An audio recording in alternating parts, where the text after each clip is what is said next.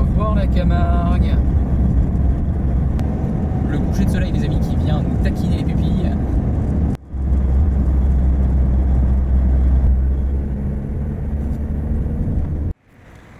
Les amis, la préfecture du Gard nous attend, ou peut-être pas, je ne sais pas, mais c'est pas grave, parce que nous allons visiter cette ville de Nîmes. Bon, le temps est un petit peu mitigé. Derrière moi, on a un petit peu de ciel bleu, une petite éclaircie, et puis devant moi, c'est tout gris. Hein, donc je sais pas ce que ça va donner, du tout. J'ai le parapluie au cas où, on verra bien. Oui, avant de rentrer dans le vif du sujet, de commencer à visiter véritablement, j'ai alors ceci, vous voyez, petit micro cravate. Alors pourquoi mon pote Clélian, du coup, m'a fait remonter l'info comme quoi le son était vraiment pas terrible quoi, dans les vidéos que je faisais. On essaie de trouver des solutions. Donc dites-moi hein, si le son capturé avec ce micro et non le micro de mon téléphone apporte une réelle plus-value, si je puis dire, je sais pas. Enfin, dites-moi si c'est très flagrant, si ça change rien, mais j'espère quand même que ça va changer un petit peu quand même, parce que enfin bon, bref, dites-moi si cette solution change quelque chose, dites-moi si le son vous convient à vous, voilà, dites-moi tout, c'est très important.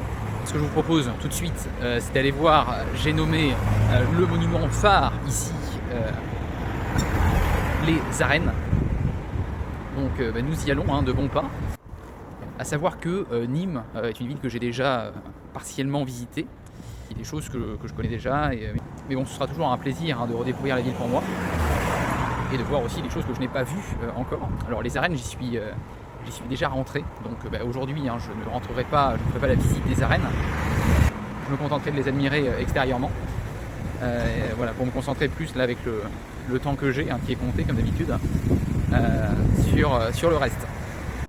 À savoir que les amis, ce micro-cravate, j'avais déjà testé hier en Camargue. Mais après voilà, c'est vrai que les conditions étaient assez extrêmes là-bas, parce qu'il y avait beaucoup de vent, parce que en allant vers la mer, en tout cas les prises que j'avais fait en allant vers la mer, il y avait énormément de vent, donc même avec le micro je pense que on n'arrive pas à un résultat. Mais bon, là j'espère qu'en ville, donc là où je suis principalement lors de mes visites, par exemple avec le bruit, la circulation, là je suis au bord de la route, et j'espère que voilà, ça pourra couvrir un petit peu le bruit des voitures, quoi.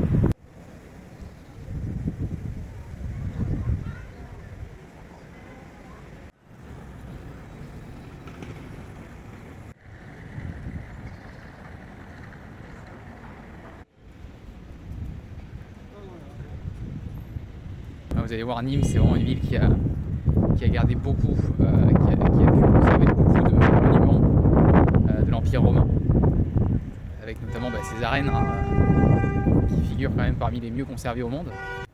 J'en profite quand même pour en faire le tour.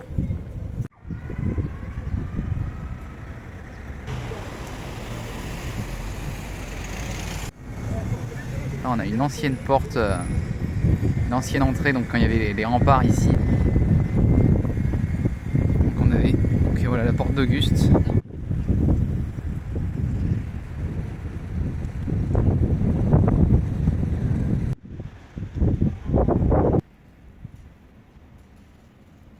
Là on a le Castello Macquae. Donc c'est ici, c'était un bassin donc, qui recueillait, c'est l'aboutissement de l'aqueduc qui passait notamment par le pont du Gard. L'eau arrivait ici, était distribuée dans les divers quartiers de la ville.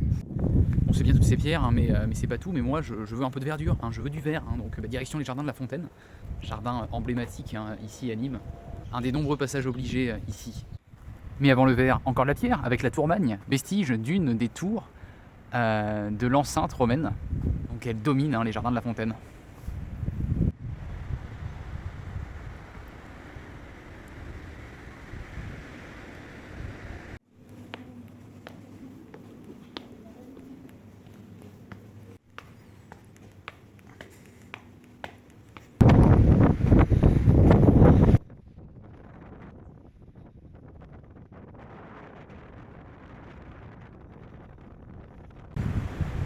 sympathique cette petite vue là sur la ville.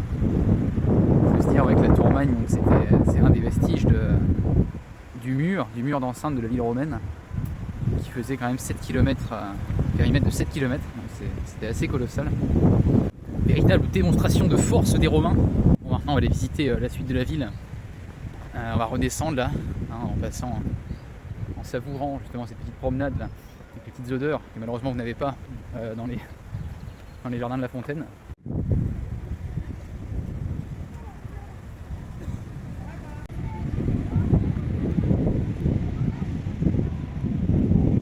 Le temple de Diane, qui faisait partie d'un sanctuaire consacré au culte de l'empereur et de sa famille.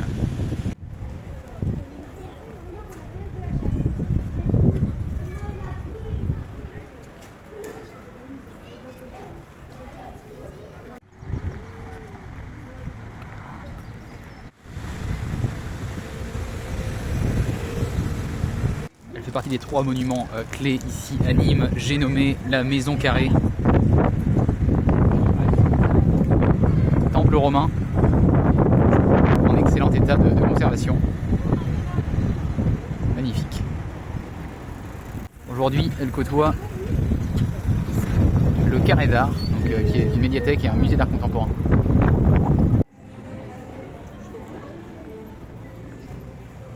Et direction la place de l'Horloge.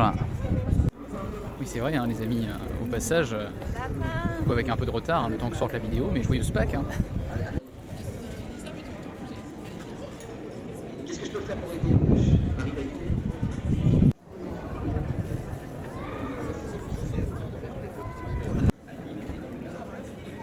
Ici à Nîmes, on retrouve ce symbole un peu partout, donc un crocodile attaché à un palmier. C'est en fait l'emblème de la ville. Un crocodile attaché en référence à l'Égypte vaincue par les Romains. Et là je me trouve face à quoi les amis ? Face à la mairie. On va essayer de trouver des volontaires.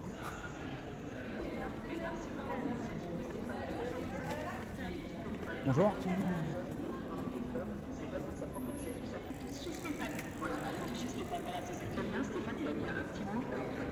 Bonjour. Est-ce que ça vous dérangerait de me prendre en photo devant la mairie ? De vous prendre en photo ? Merci à Carla de Barcelone qui venait voir de la famille aujourd'hui à Nîmes.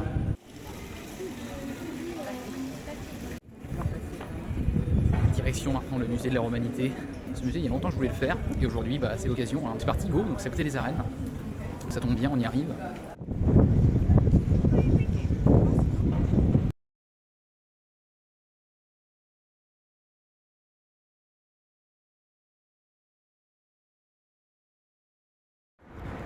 Ah, c'est déjà la fin de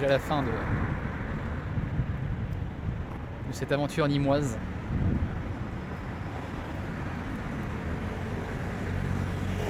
Chaque fois que je viens à Nîmes, j'aime bien cette ville. Je trouve très, très jolie, l'histoire et tout ça lié à cette ville. Au passage, je vous recommande chaudement le musée de la Romanité. Ça permet vraiment d'en savoir beaucoup plus sur la ville et à travers l'archéologie. Pas mal de choses. Ça m'a permis d'apprendre quelques nouveaux trucs. Mais bon, toutes les bonnes choses ont une fin. La suite. Quelle est la suite, Parlons-en de la suite. Après le Var, après les Bouches-du-Rhône, après le Vaucluse, après le Gard, place à l'Hérault avec Montpellier. En attendant, prenez soin de vous et à très vite pour la suite des aventures.